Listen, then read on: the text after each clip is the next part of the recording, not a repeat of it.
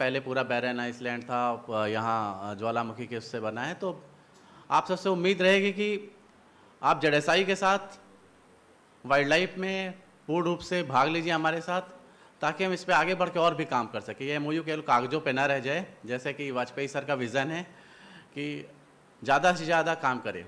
तो हमको उनसे प्रेरणा लेनी चाहिए कि वो 24 घंटे में 20 घंटे काम करते हैं, जबकि उनके दैनिक जीवन में भी बहुत सारी समस्याएं हैं। तो आप अभी युवा हैं, तो एटलीस्ट आप 24 घंटे में 18 घंटे तो काम करिए और पर्यावरण संरक्षण में अपना योगदान दीजिए। इसी के साथ मैं अपने शब्दों को विराम देता हूँ। नमस्कार। धन्यवाद sir. I invite doctor PS Bhatnagar sir to say few words.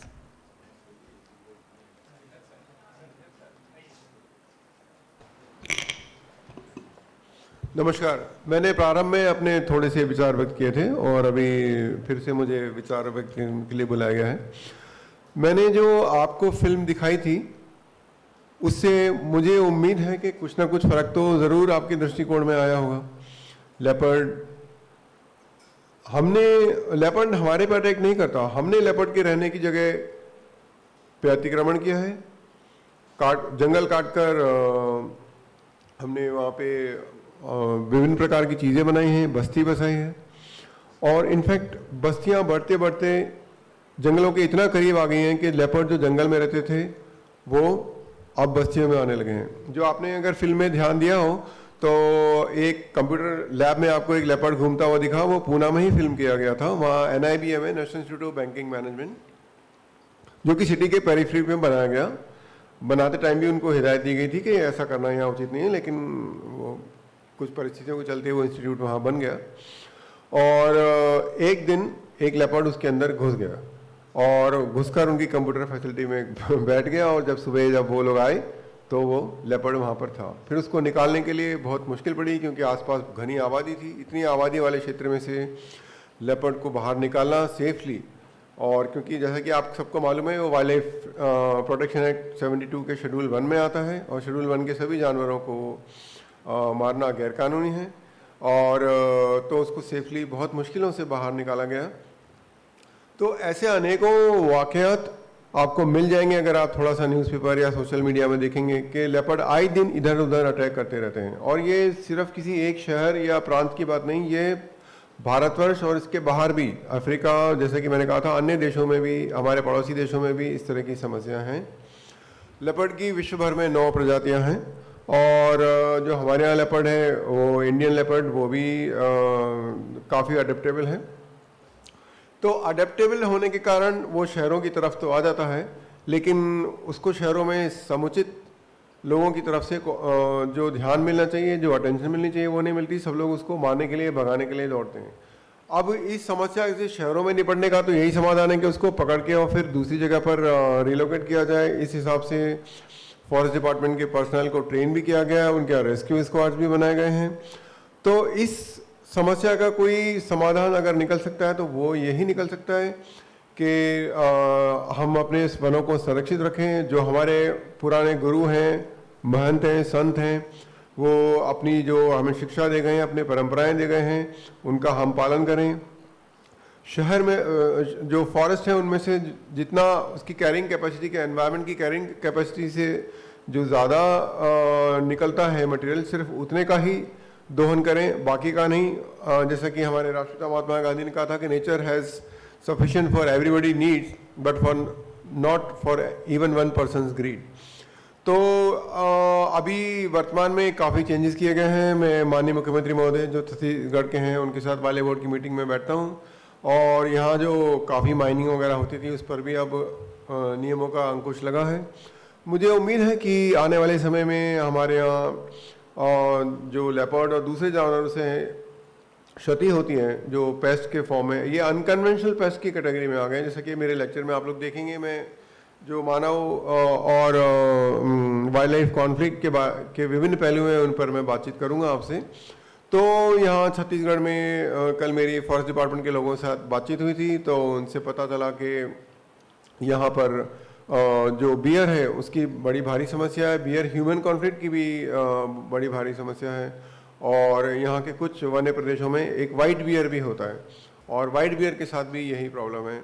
तो हम उनके साथ बैठेंगे और बातचीत करेंगे कि वो बियर की प्रॉब्लम को छत्तीसगढ़ में कैसे सुलझाया जा सके।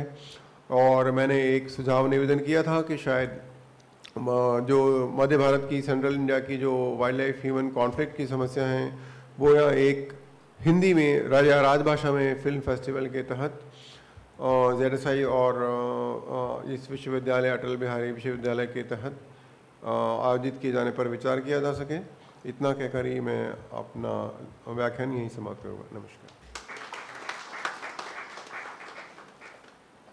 Thank you, sir, for their valuable knowledge. We are privileged to welcome our Vice Chancellor, Professor A.D.M. Bajpai, sir, the Vice Chancellor of Atal Bihari Vajpayee Vishwavidyalaya, to our gathering. Under her outstanding guidance, the university has achieved significant progress in advancing research innovation. Now welcome to Professor A.D.M. Bajpai, sir, to the stage to impart some thoughts with us on this significant occasion. Esteemed guest on the stage, the stage is yours, sir.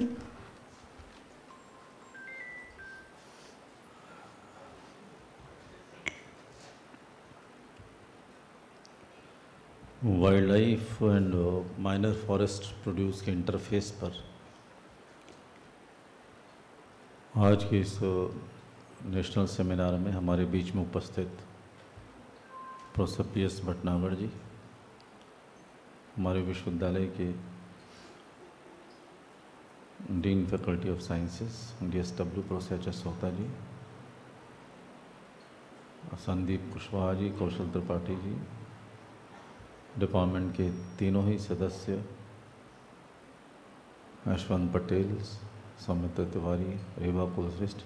रेवा तुम सामने बैठ जाओ, पीछे क्यों बैठी हो? इधर बैठी। और तुम भी आकृति सामने बैठ जाओ।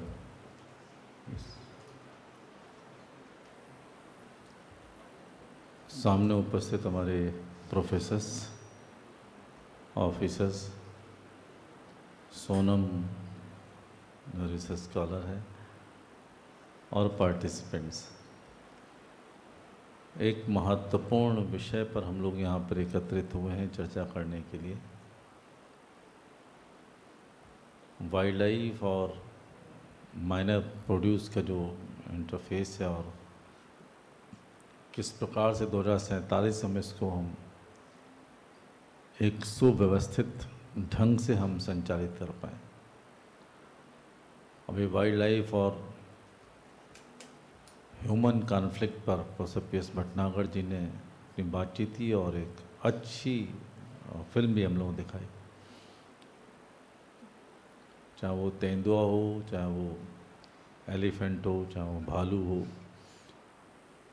कोई भी समझे कि वाइल्ड एनिमल है, वो स्वयं में सशंकित रहता है, भयभीत रहता है, और भय के कारण वो आक्रमण करता है जो भी सामने उनके आ जाए। तो उनकी प्रकृति यही है। यहाँ तक कि सांप भी जो है वो सांप भी भय के कारण आक्रमण करता है, अटैक करता है।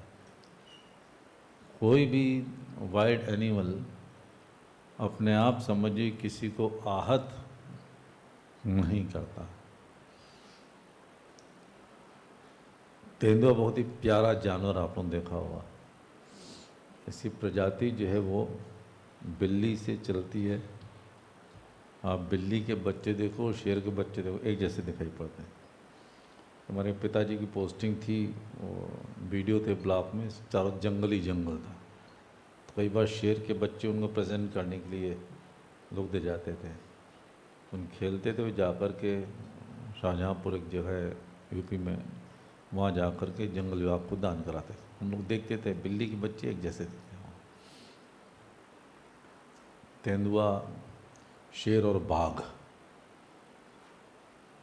उन्हीं क्या समझे कि प्रकारांतर से। मैं शिमला में था तो शिमला शहर जो है वो it's a leopard affected area. बहुत ज़्यादा तेंदुआ वहाँ पर पाए जाते थे। कई बार मैं जब रात में अपनी यूनिवर्सिटी से निकलता था तो ड्राइवर कहता, सर जरा देखिए उधर। तो तेंदुआ जो है अपने बच्चे के साथ में जो है वो अटखेलियाँ करता हुआ दिखाई पड़ जाता था। हम लोग कार रोक करके प्रेम से देखते थे, उसको लाइट मारते तो चल देते थे, लाइट मार के अटैक न कर दे। पर जब हमको मकान चाहिए था तो जजेस कॉलोनी में, क्योंकि वाइस चांसलर का जो हाईएस्ट रैंक का बेंगलोर शहर में मिल नहीं पा रहा था, ये टॉप ऑफ द हिल्स में हमको मकान दिया गया। कुछ जजेस से बातचीत हुई, बोला वो मत जाइए सर, वो तो तेंदुआ का जो मार्ग है वहीं से, तेंदुआ वहीं से जाता है। और तेंदुआ तो इतनी ऊंची छलांग मारता है, पेड़ पे चढ़ जाए तेंदुआ, छलांग मारता है कि आप कोई दिक्कत ही नहीं है उसको जो है। हमने कहा जो कुछ लिखा है भाग्य में वो होकर के रहेगा, हम उसी घर में जाएंगे। उसी घर में रहा और सुबह सुबह उठ कर के अपने लॉन में बैठे पूजा पाठ करता, योगासन करता। तब भी लोगों ने इंस्ट्रक्शन दी, सर आप मत निकलिए इसमें। हमने मैं ऐसे ही करूँगा, यदि भाग्य में लिखा होगा तेंदुआ हाथ में ही मरना तो ठीक है। मॉर्निंग वॉक को जाता था तब भी लोगों ने मना किया। बर्फ़ बहुत गिरती थी। एक दिन सुबह सुबह लोग आए हमारे पास में, बोले सर कल तेंदुआ आया था। हमने तुम्हें कैसे पता तेंदुआ आया था? उसने नीचे चलिए तो उसे तेंदुओं के पैर के निशान पता रहते, बर्फ़ में कैसे पैर रखता हुआ वहाँ से गया। तो हमने ज़रूर आया होगा भाई। फिर एक दिन हमारे पड़ोस में जज साहब रहते थे, संजय करोल, वो भी सुप्रीम कोर्ट में जज हैं, जस्ट पड़ोस में रहते थे। तो बोले कि वाजपेयी साहब आइए, बहुत दुख भरी खबर है। हमें क्या हो गया? जैसे घुसे तो वो उनका कुत्ता भौंका नहीं। हमने आप कुत्ते क्या हो गया? हमने यही तो दुख भरी खबर है, कल रात में तेंदुआ आया था और कुत्ते को ले गया। तो हमने आपने सेफ्टी नहीं, बोले सेफ्टी सब कुछ की थी, पता नहीं कैसे क्या हुआ। तो आपको भी सतर्क करना है कि तेंदुआ का यहाँ पर, तो उसको भाई भूख भी लगती है तेंदुए को, उसको भय भी लगता है। भय और भूख दो के कारण ही वो अटैक करता है। आवश्यकता इस बात की है कि हम पहले तो ये तय करें, जैसा कि भटनागर जी कहते हैं, इनक्रोचर कौन है। वाइल्ड लाइफ इज इनक्रोचिंग अस और वी आर इनक्रोचिंग देम। और किसने कहा कि वो सोचता नहीं है? वाइल्ड लाइफ सोच, हाँ उसमें देखा, अजय देशमुख बता रहे थे। ऐसा नहीं, वो सोचता विचारता खूब है। ये हमारी नासमझी है कि हम समझते हैं वो नहीं सोचता है। उसको सब सोच है, उसको समझ है, सोच विचार के ही सब सारा काम करता है, अपने बचाता भी है। तो आप उसको किसी प्रकार की उसकी सोच पर किसी प्रकार का संदेह मत करिए। हमें अपनी सोच को जो है वो बदलना चाहिए। यहाँ पर रायगढ़ एरिया में एलिफेंट्स काफ़ी अटैक कर रहे हैं आजकल। कटघोरा में भी, रायगढ़ से भी खबर आई, कटघोरा से खबर आई, वो भी एक समस्या बनी हुई है। एलिफेंट्स कितना समझदार जानवर है। हाथी सबसे समझदार जानवर है और छोटे बच्चे हों बड़े बच्चे हों सबको बहुत प्रेम से ले जाता है। लेकिन जो वाइल्ड एलिफेंट्स हैं वो आते हैं, उनका कितना बड़ा समझिए ताकत कितनी है उनके पास में। शेर भी उनसे डरता ही है। तो उससे भी किस प्रकार से बचाव किया जाए। हमें कहाँ पर कंसंट्रेट करना है? हमें फॉरेस्ट पर कंसंट्रेट करना है।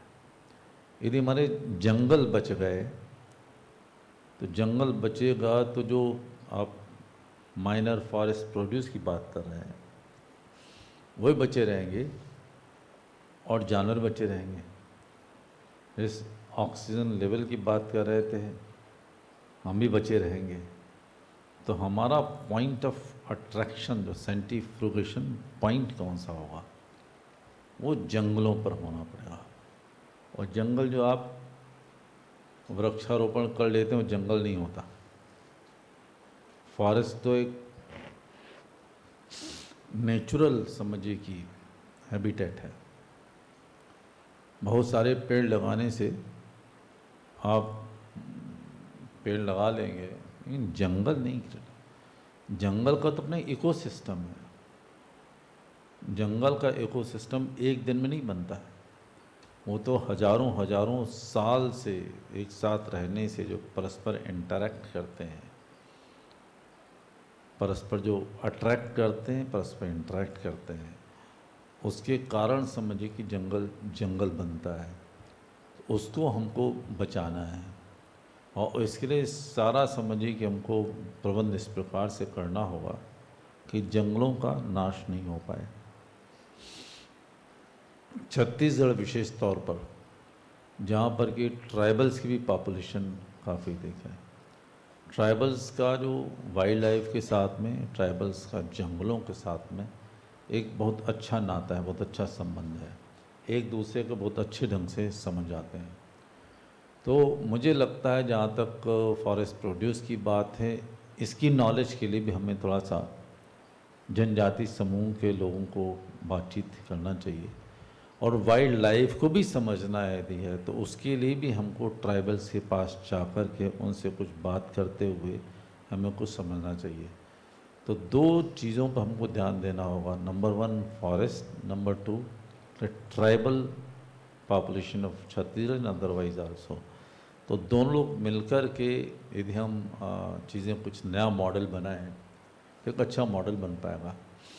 समस्या क्या है? समस्या हमने शुरू से ही जो डेवलपमेंट का पैराडाइम सोचा है, जो नैरेटिव हमने सेट किया है, जो साइंस का पर्पज़ ही है टू कॉन्कर ओवर नेचर, प्रकृति पर विजय प्राप्त करना ही समझे विज्ञान का उद्देश्य है। तो प्रकृति का क्षरण करो, प्रकृति का विध्वंस करो, प्रकृति का शोषण करो, जंगलों को काट दो, नदियों को काट दो, पर्वतों को काट छांट कर दो, सड़कें अच्छी सड़कें बनाओ। ये सारा जो डेवलपमेंट का पैराडाइम जो हमने सेट किया है, सारी समस्या की जड़ जो है वहीं से पैदा हुई। हम लाखों लाखों साल तक एक साथ रहे, न कभी अति जनसंख्या की समस्या आई, न कोई पर्यावरण संकट का समस्या आया, कभी नहीं हुआ। साथ ही साथ रहते चले आए। दोनों ही चीज़ें जो है वो कभी न कमी न ज़्यादा होता चला आया। तो हमारा जो दर्शन था वो दर्शन यही था, जिस दर्शन की एक और स्पष्ट रूप से कहा भटनागर जी ने, गांधी जी का नाम लेकर के, हमारा दर्शन यही सिखाता था, हम प्रकृति के एक हिस्से हैं।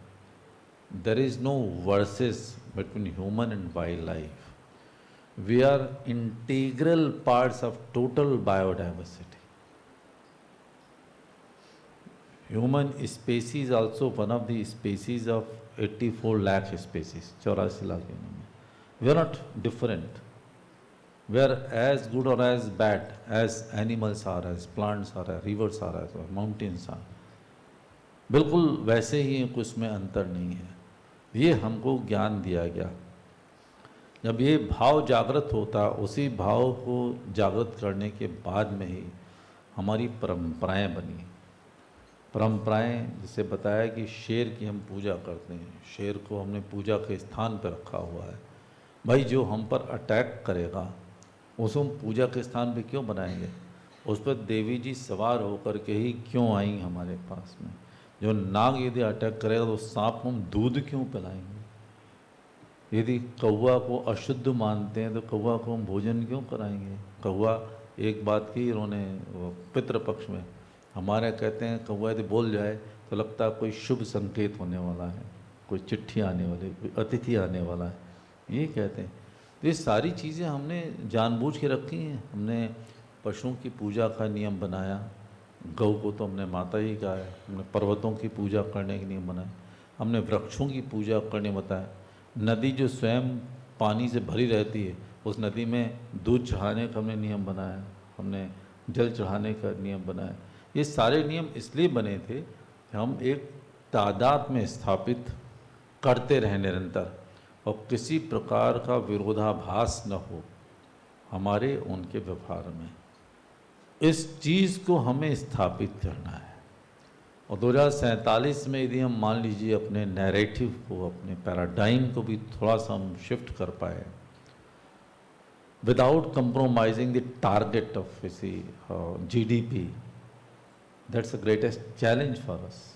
That's challenge for economists as well as biodiversity and environmentalists. How can we achieve that target of $5 trillion economy or $10 trillion economy, whatever target has been fixed, without compromising our ecosystem, without compromising our biodiversity, rather strengthening our biodiversity? Then I think we'll be able to showcase our own model of development to the world over. Merely talking about this ecosystem or protecting climate change or sustainable development goals will not serve the purpose. उसके लिए हमको काम करना पड़ेगा, सोचना पड़ेगा, बैठ के सोचना पड़ेगा. मुझे बहुत अच्छा लग रहा है कि this particular conference has been organized under the aegis of Memorandum of Understanding we signed with the Zoological Survey of India, I think on 30th of August last month. We are expecting many more activities with you. So far as ideas are concerned, we are full of ideas. We are having some resources also. But the resources you possess, Mr. Bhatnagar, Sandeep and Kaushal Tripathi ji with you, they are, many times more than us. So we can go for some collaborative, researches. And I also request you to establish one center here at Atal Bihari Vajpayee University, which can share some of your responsibilities and cater some of your purposes to this particular area of Chhattisgarh. With these words, I congratulate Professor Yashwant Patel, Soumitra Tiwari, Reva Kulshrestha, Akriti and all of the faculty members for having organized this particular event of this magnitude, and hope that by this conference, the brainstorming, some ideas would emerge. कौशल जी बात कर रहे थे, हमें future generation food के बारे में सोचना है. जब लैंड कम होती चली जा रही है, प्रोडक्टिविटी बढ़ाने के तौर तरीके हमने ऐसे अपनाए जिससे कि बीमारियां भी साथ साथ पैदा हो रही हैं. With more use of inputs of insecticides, pesticides, chemicals, like they are increasing magnanimity, malignancy amongst the people. तो ये दो चीज़ों को, challenges को ध्यान में रखते हुए, what type of food products we expect to have in the future, so that our appetite is also satisfied as well as the bad effects of modern products are not there. ये दो चीज़ों के बीच में लेकर के हम कैसे कर पाएँ, that's another area. Many other areas of researches can emerge. इसके लिए थोड़ा सा जूझना पड़ेगा, इसलिए बात करनी पड़ेगी, आपस में इंटरेक्ट करना पड़ेगा, ब्रेन स्टॉर्मिंग सेशंस में. और मान लीजिए कि आज और कल की कार्यशाला से हम एक दो आइडियाज़ भी, कुछ वर्केबल आइडियाज़ पे हम काम कर पाए, तो मुझे लगता है कि हमारा कार्यक्रम सफल हुआ. मैं अपनी ओर से, पूरे विश्वविद्यालय की ओर से प्रोफेसर PS भटनागर, कौशल त्रिपाठी और संदीप कुशवाहा जी का स्वागत भी करता हूँ, अभिनंदन भी करता हूँ. धन्यवाद. Vande Mataram. Thank you, sir.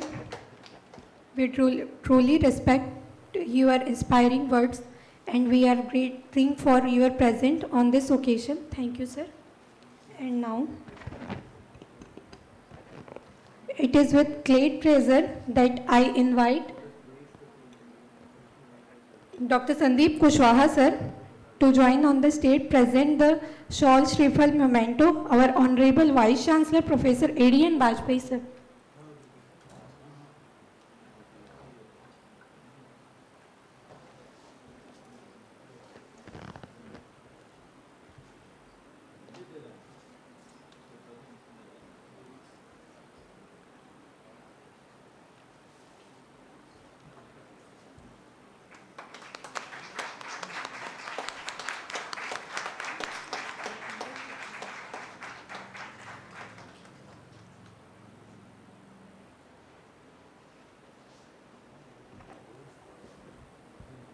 I warmly welcome to our Honorable Vice Chancellor to present the memento shawl Shrifal Bhatnagar sir.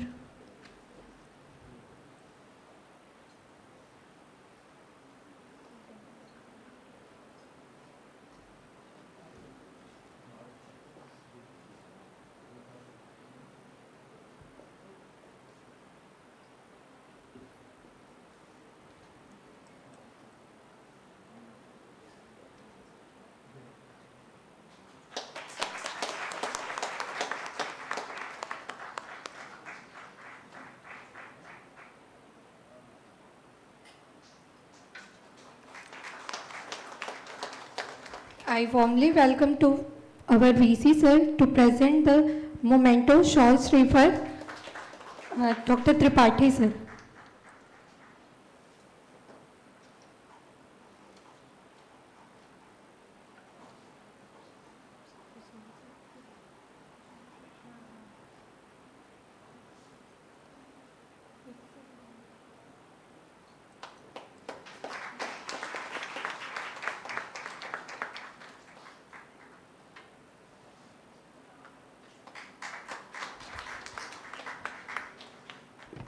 I heartily welcome Professor A.D.N. Vajpayee sir to present the shawl Shrifal memento to Sandeep Kushwaha sir.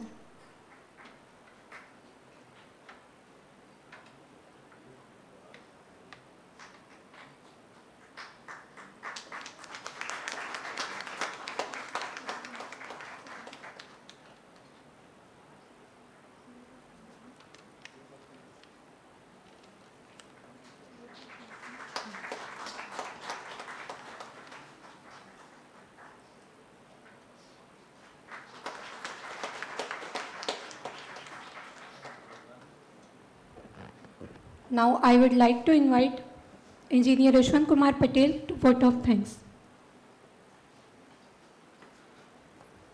Thank you, Akriti.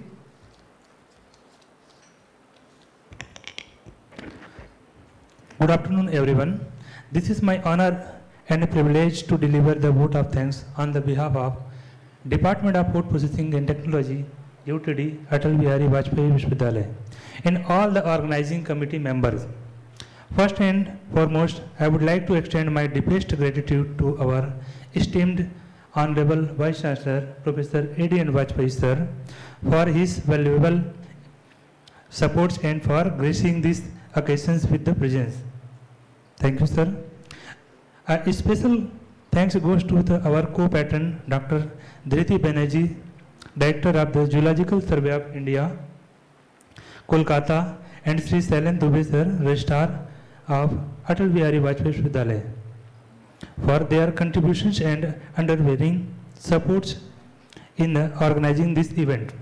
I would also like to express my sincere appreciation to all our distinguished speakers, Dr. P.S. Bhatnagar sir, Dr. Sandeep Kushwaha sir, Dr. Kaushal Tripathi sir, Dr. Sonam Jahan madam, and Dr. H.S. Hota sir, available in the dais, for sharing their valuable insights and enriching with their knowledge on such crucial topics related to the biodiversity conservation and wildlife management. Our heartfelt thanks goes to all the delegates and participants for their active involvement and participations and contributions. It is our enthusiasm that has made this event successful and inspiring us. I want to extend my deepest gratitude to Dr. Soumitra Tiwari and Mrs. Reva Kulshrestha, both of you, for your tireless effort and remarkable contributions to make this conference a success. Your leadership, dedication, and seamless coordinations have been instrumental in make this event a reality, and the faculty coordinator, Ms. Leena Prati Lakra, Ms. Astha Vithalkar, Ms. Akriti Singh Sisodia, and Keshav Kebar. I extend my deepest appreciation for your dedication and hard work in making this conference a grand success. Thank you to all. I would like to thank our speakers, our sponsors, the Zoological Survey of India, Kolkata, Central Zone Regional Central Jabalpur for their supports and collaboration in this event. I would like to extend my sincere thanks to everyone who contributed to these events, whether visibly or behind the scene. Your effort, no matter how large or small, have played an essential role in its success. Thank you once again to everyone for your time and participations. Together, we have taken important steps forward, promoting wildlife conservation and exploring new innovations for the future. I hope this event has inspired meaningful discussions and collaboration. Thank you once again, and I look forward to seeing you all at future events. Thank you so much. Jai Hind.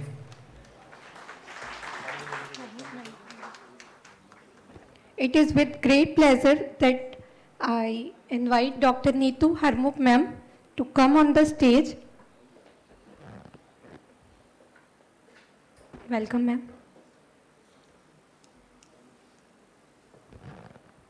I invite Ms. Reva Kulshrestha madam to join on the stage, present the plant sapling to Neetu ma'am.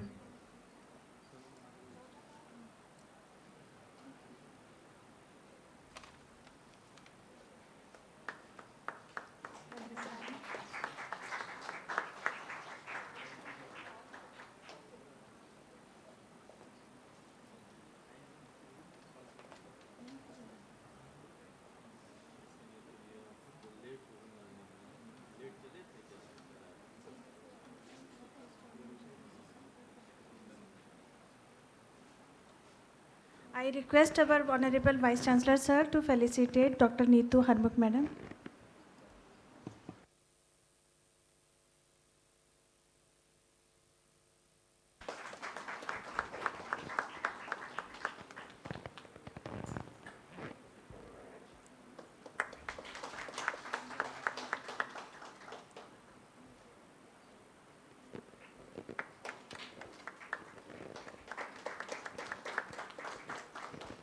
I invite Sonam Jha ma'am on stage for felicitation by our Honorable Vice Chancellor Sir.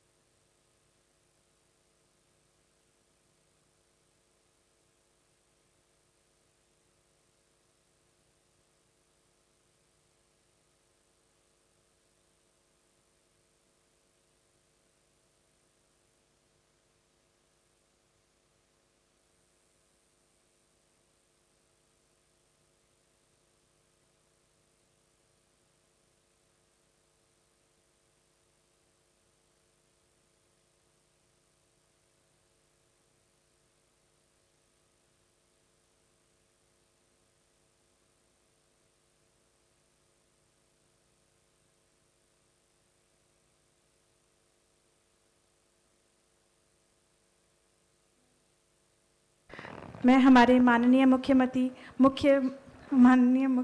कुलपति महोदय की आज्ञा से इस कार्यक्रम के समापन की घोषणा करती हूँ।